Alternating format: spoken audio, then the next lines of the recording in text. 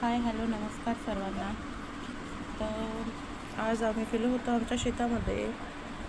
कसं आहे, काही काही कपाशीच्या बिया निघाल्या होत्या, काही काही निघाल्या नव्हत्या, तर मग त्याच लावासाठी आम्ही गेलो होतो.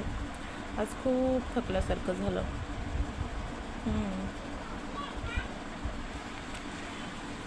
आता फक्त पाऊस पाहिजे, बाकी काही नाही.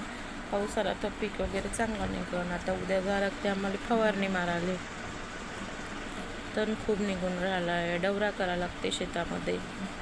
आता कसं आहे, कास्तकाराचे हाल जे शेतकरी असेल त्याला माहीतच असेल.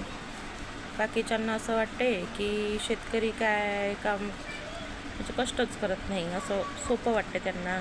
शेती म्हणजे एकदम खालच्या दर्जाचे लोक समजतात, पण शेतकरी लोकांना कसं खूप काम राहते. म्हणजे कसं ड्युटीवर जाऊन बसणंच असते, पण शेतकरी लोकांना पूर्ण हाडमासा हे करून काम करावं लागतं. त्याच्यामध्ये कसं असते, मेहनत खूप असते, खूप म्हणजे खूप जास्त मेहनत असते.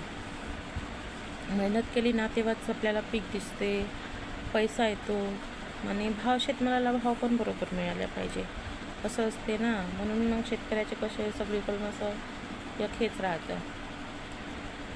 तर मग आज आलो आम्ही घरी. पहिलेच मी डबा वगैरे करून गेली होती.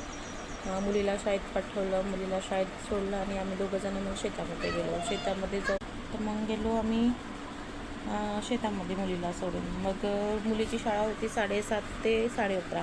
त्याच टायमिंगमध्ये मग आम्ही पराठी आणि तूर लागवण केली आणि मग घरी आलो. तिला घेतलं शाळेतून, तिला शाळेतून घेऊन मग घरी आलो. मग आपले बाकीचे कामं वगैरे केले, थोडंसं आराम केला आणि अजून मग शेतामध्ये गेलो फवारणी करायला. फवारणी वगैरे केली आणि आता जस्ट घरी आलो, चहा वगैरे घेतला आणि बसलेलो आहे.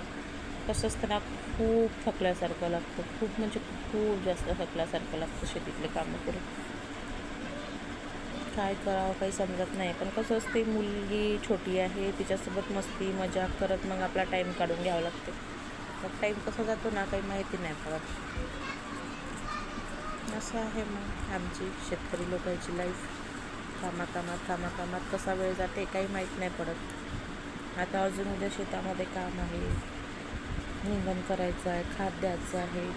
आता शेतकऱ्याची अवस्था म्हणजे कसं असते, कष्ट केलं तर पीक येते आणि पिकाला तर पैसा येते, काम केलं नाही तर पीक दिसत नाही, अशासारखी गंमत आहे. चला मग आम्हाला तुम्ही पण सपोर्ट करा, चॅनलला लाईक सबस्क्राईब आणि सगळं हे करा.